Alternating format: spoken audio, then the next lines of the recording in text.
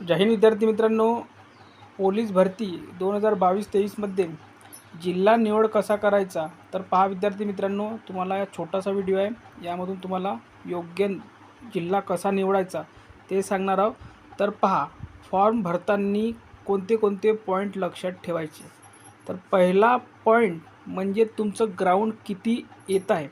विद्यार्थी मित्रांनो, काही विद्यार्थ्यांचं ग्राउंड हे 34 येतं आणि लेखी आहे 90. ठीक आहे. तर विद्यार्थी मित्रांनो, आपण एकदम ॲव्हरेजच्या ॲव्हरेजपेक्षा विद्यार्थ्यांचा गोष्ट करूया, त्यानंतर टॉपर गोष्ट करूया. तर पहा, हा विद्यार्थीसुद्धा पोलीस होऊ शकतो. ठीक आहे. तर या विद्यार्थ्यांनी काय करायचं तर पहा, आपल्या ज्या पण जिल्ह्यामध्ये, मी जिल्हा सांगणार आहे कोणत्या जिल्ह्यामध्ये फॉर्म भरा. आपण जो पण जिल्ह्यामध्ये फॉर्म भरणार आहे त्या ठिकाणी ओपनसाठी किती जागा आहे ते बघायचं. त्यामध्ये ओपनमध्ये सर्वसाधारण जागा किती आहे ते बघायचं. त्यानंतर सरळ आपल्या कास्टमध्ये यायचं, कास्टमध्ये बघायचं सर्वसाधारण जागा किती आहे ते बघायचं.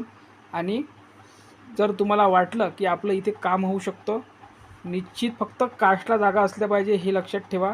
निश्चित बिंदास फॉर्म भरून घ्यायचा आणि बिंदास आपला अभ्यास करायचा, जास्त टेन्शन घ्यायचं गरज नाही आहे. ठीक आहे. त्यानंतर महिला उमेदवारांनी काय चेक करायचं, ओपनसाठी जागा किती आहे सर्वसाधारण, त्यानंतर महिलांसाठी ओपनमध्ये किती जागा आहे, त्यानंतर आपल्या कास्टमध्ये सर्वसाधारण जागा किती आहे, त्यानंतर महिलांसाठी जागा किती आहे हे चेक करायचं. तुमचं ग्राउंड महिला उमेदवारांसाठी सांगतो, जरी तुमचं कमीत कमी ग्राउंड 25+ जरी असेल तरी तुम्ही यावर्षी पोलीस होऊ शकता. कारण की आपल्या चॅनलचे खूप विद्यार्थी, एक महिला उमेदवार फक्त 27 ग्राउंड आणि 87 लेखी पुणे ग्रामीणला पोलीस आहे. विद्यार्थी मित्रांनो, या वर्षीच्या भरतीमध्ये 18,000+ जी भरती निघाली होती त्या भरतीमध्ये 27+87 मार्क घेणारी महिला उमेदवार यावर्षी पोलीस आहे. तर या महिला उमेदवारांपासून नक्की प्रेरणा घेण्याची गरज आहे विद्यार्थी मित्रांनो. कारण की आपल्या चॅनलची ती उमेदवार होती. विद्यार्थी मित्रांनो, तुम्हाला आपल्या चॅनलवर जर बघायचं असेल तर तुम्हाला कम्युनिटीमध्ये त्यांचा फोटोसुद्धा मिळणार आहे, आपल्या चॅनलवर किंवा टेलिग्रामवरसुद्धा मिळणार आहे. ठीक आहे. आपण तेव्हा टाकलेलं होतं, त्यांचं सिलेक्शन झालं तेव्हा. तर त्यांच्यापासून शिकण्याची गरज आहे. निगेटिव्हमध्ये जाऊ नका. जरी तुमचं 25 ग्राउंड असेल महिला उमेदवारांचं तरी तुम्ही यावर्षी पोलीस होऊ शकता. तुम्हाला लेखीकडे लक्ष देण्याची गरज आहे. कारण की महिला उमेदवार खूप असतात, 45 ग्राउंड असतं आणि लेखी असतं 40 पण नाही निघत किंवा 60 पण नाही निघत. मागच्या वर्षी लोहमार्ग मुंबईला ग्राउंड 40+ असणाऱ्या महिलांचं 40 पण लेखी निघालेलं नाही, कारण की पेपरच जमला नाही त्यांना. तर या गोष्टीकडे लक्ष देण्याची गरज आहे.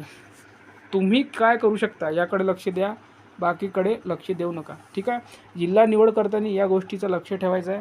दुसरी गोष्ट म्हणजे ज्या विद्यार्थ्याचं ग्राउंड 45+ आहे त्यांनी सरळ कोणत्याही जिल्ह्यामध्ये फॉर्म भरा, कुठेही फॉर्म भरा, तुम्ही 100% पोलीस होणार आहे. तुम्हाला काही जागा बघण्याची गरज नाही, काही नाही. हां, तुमची जर लेखी 80 असेल किंवा 80पेक्षा कमी असेल तर तुम्हाला लेखीकडे जास्त लक्ष द्यावं लागणार आहे. कारण की मागच्या वर्षी खूप ग्राउंड असणारे विद्यार्थी पोलीस झालेले नाही आहे. कारण की मागच्या वर्षीचा पेपर हा थोडा टफ टू मॉडरेट आलेले आहे आणि त्यामुळे या मुलांना पेपर जमलेला नाही आहे. कारण की इथून पुढे पेपरची लेवल हे अपच राहणार आहे. म्हणून सर्वांनी ग्राउंडकडे तर लक्ष द्यायचंच आहे, पण तुमच्याकडून ग्राउंड जर 45+ निघत असेल तर सरळ लेखीकडे जास्त लक्ष द्या.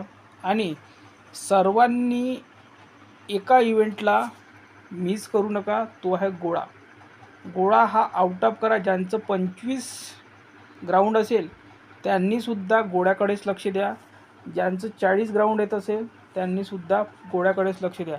कारण की गोळा असा इव्हेंट आहे की याला वातावरणाचा फरक पडत नाही, याला ग्राउंडचा फरक पडत नाही, याला कोणत्याच गोष्टीचा फरक पडत नाही.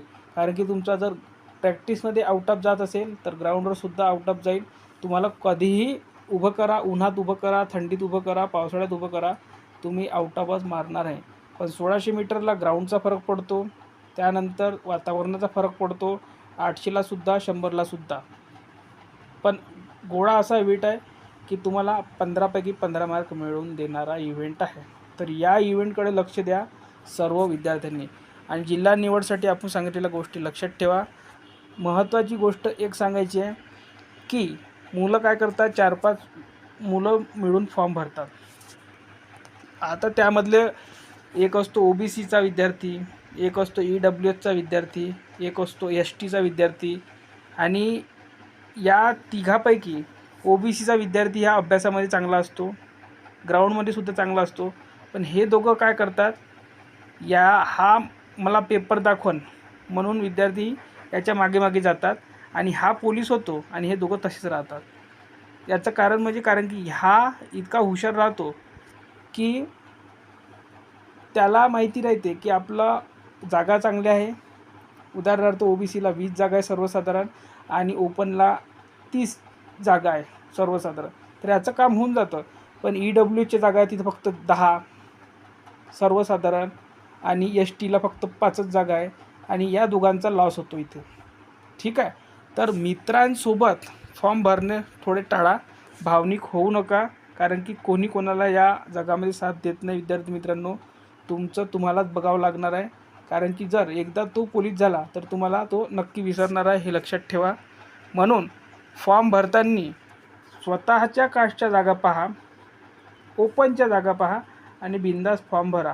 कारण की जर तुमचा मित्र OBC असेल आणि तुम्ही जर ST असाल तर विद्यार्थी मित्रांनो, तो आपल्या जागा बघील, इथं आपल्या जागा आहे, तुम्हाला म्हणेल चाल आपण या जिल्ह्यामध्ये जाऊ आणि त्याचा तो काम करून घेईन, तो पोलीस होईल, तुम्ही घरी बसाल. मागच्या वर्षीसुद्धा असंच झालेलं आहे, खूप मुलांसोबत असं होतं. म्हणून या चुका टाळा.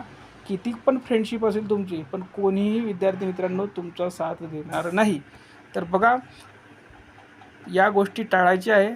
तुमच्या कास्टच्या जागा पहा, सर्वसाधारण जागा पहा आणि मित्रांसोबत फॉर्म भरणे थोडं टाळा, कारण की प्रत्येक कास्टच्या प्रत्येक जिल्ह्यामध्ये सारख्या जागा राहत नाही, हे लक्षात ठेवा. तर या व्हिडिओमध्ये इथपर्यंतच. व्हिडिओला लाईक करा, शेअर करा आणि चॅनलला सबस्क्राईब करून घ्या.